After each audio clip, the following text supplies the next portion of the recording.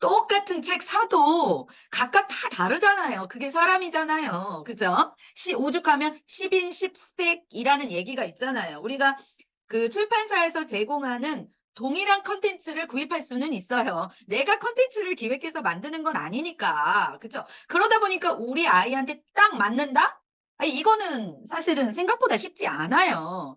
맞춰 가도록 가이드라인을 주는 거예요. 누가? 부모가, 엄마가. 그래서 이제 그런 것들에 대한 이해가 누가 필요해요? 엄마가 필요한 거죠. 그래서 이런 시간에, 우리 엄마는 근데 또 뭐 교육을 전공하신 분도 있겠지만 아니잖아요. 그러니까 알아야 같이 공부하는 거예요. 자, 아이만 성장한다? 아닙니다.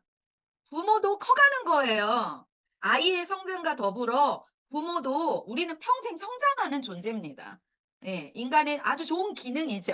성장이 죽을 때까지 일어나요. 근데 그 성장을 제대로 하면서 이용하는 부류가 있고, 예, 멈춘 부류가 있고, 다양한 거예요. 제가 항상 1시간 정도를 여러분과 나누고자 노력해요. 줌은 또 아무래도 대면보다는 조금 힘들어요. 하는 사람도 힘들지만 듣는 사람도 굉장히 에너지 많이 쓰거든요, 제대로 듣는다면. 예. 제가 얼마 전에 3일 동안 줌 강좌를 들었는데, 예, 청강생 입장에서 3일 동안 연달아 들었는데 와, 완전히 심신이 피폐해지더라고요. 이렇게 듣는 분들도 어렵거든요. 그래서 제가 1시간을 하고 마무리해야지 이러는데 항상 제 강의에 제 스스로 막 열정에 감동을, 나 혼자 감동을 막 해 가지고 막 1시간 반도 되고 막 이러니까 1시간이 지나면 1시간까지는 여러분이 오늘 이 시간을 할애하려고 저한테 신청도 하고 예약도 하셨잖아요. 그러니까 1시간까지는 한번 집중해 보시고 그 이후에 좀 이상이 혼자 막 열정이 넘쳐서 계속하면 그 이후에는 슬며시 나가셔도 괜찮습니다. 그리고 또 다음 시간도 있고 우리가 인제 계속해서 여러분하고 저하고 한번, 예, 제가 갖고 있는 노하우, 경험, 그리고 제 아이가 큰아이가 벌써 30, 윤석열, 요즘엔 윤석열 나이 좋아하더라고요. 31 이렇게 됐단 말이에요. 그러니까 지금 막 자녀를 키우는 엄마들보다는 산전, 수전, 공중전 다 겪었죠. 딸도 있고 아들도 있고 막 이렇단 말이에요. 그리고 인제 직업적으로도 맨날 이거를 연구하는 사람이잖아요. 오죽하면 제가 책을 썼겠어요. 그쵸? 그렇다면 여러분들한테 조언을 드릴 부분이 분명히 있다라고 저는 생각을 합니다. 그래서 우리 앞으로, 예, 스마트한 엄마 되기 프로젝트 한번 올해, 예, 해 봅시다. 제가 오늘은, 예, 제 소개는 요 정도로 해도 되겠죠.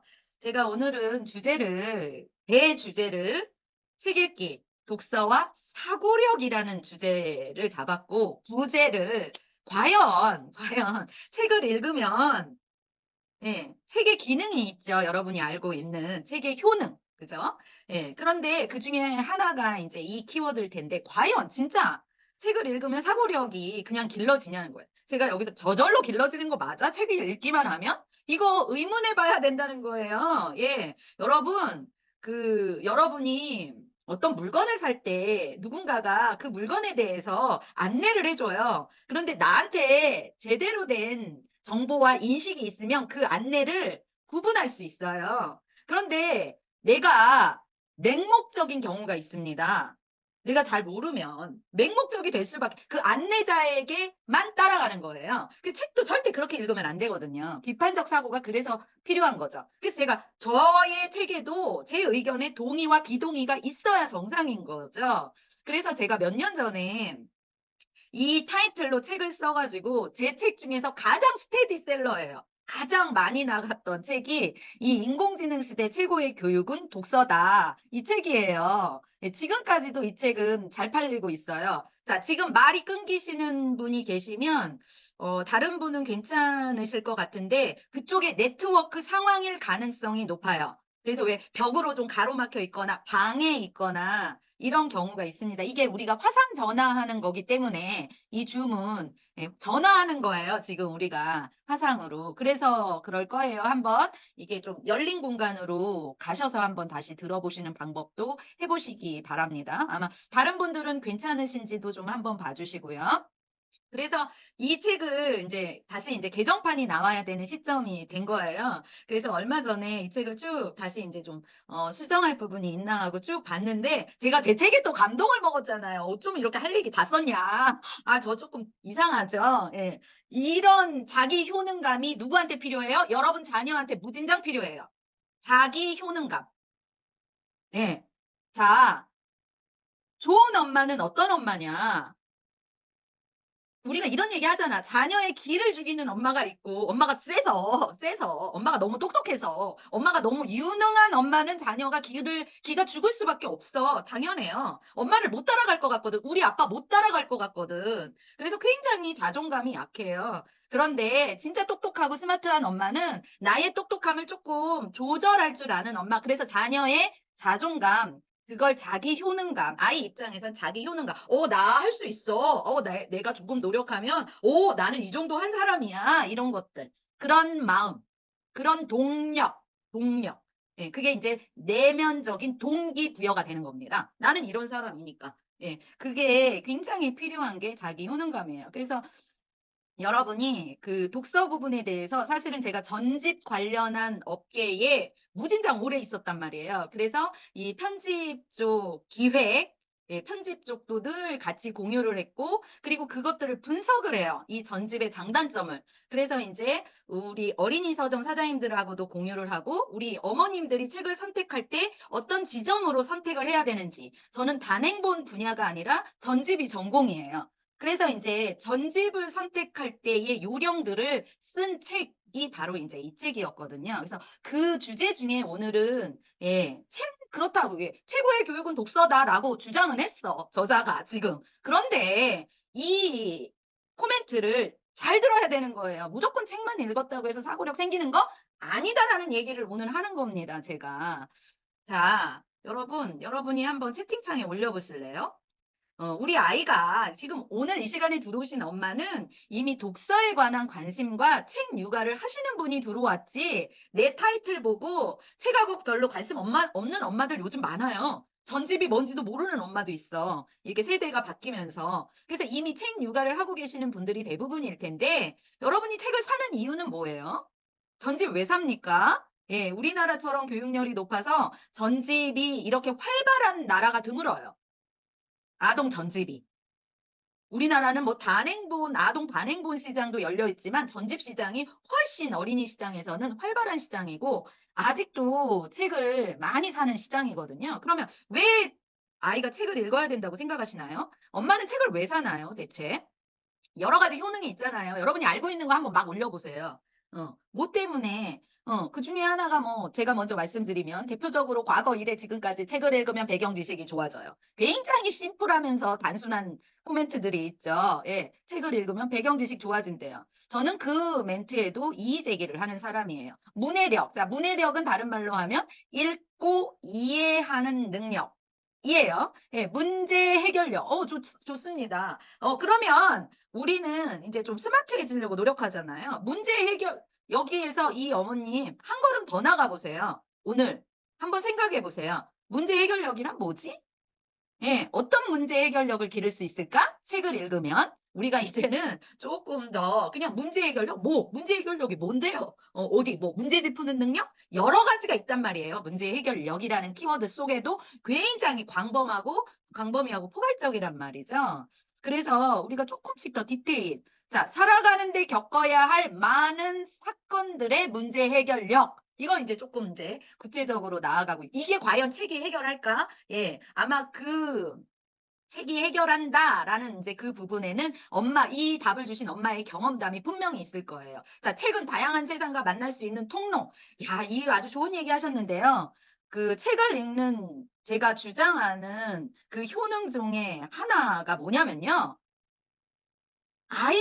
어린이들은 시공간의 한계를 성인보다 더 많이 가지고 있는 존재예요. 예?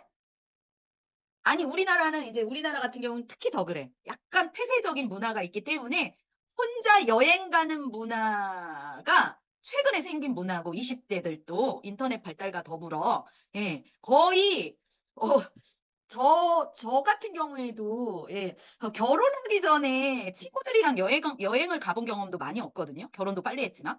예 이렇게 약간은 부모 슬하에서 굉장히 시공간의 한계를 갖고 있어. 그런데 어린이라는 그 캐릭터 아직 그 성장이 완료되지 않은 부모 휘하에서 부모의 어떤 참견을 받을 수밖에 없는 그 연령대에서는 시공간의 한계를 어른보다 몇 배는 더 많이 갖고 있다. 그쵸? 그러니까 지금 여기에서 이분이 말씀하신 책은 다양한 세상과 만날 수 있다. 굉장히 중요한 얘기죠. 아이 입장에서는. 그리고 저는 이제 그 부분에 대한 근거를 어디에서 만나나요?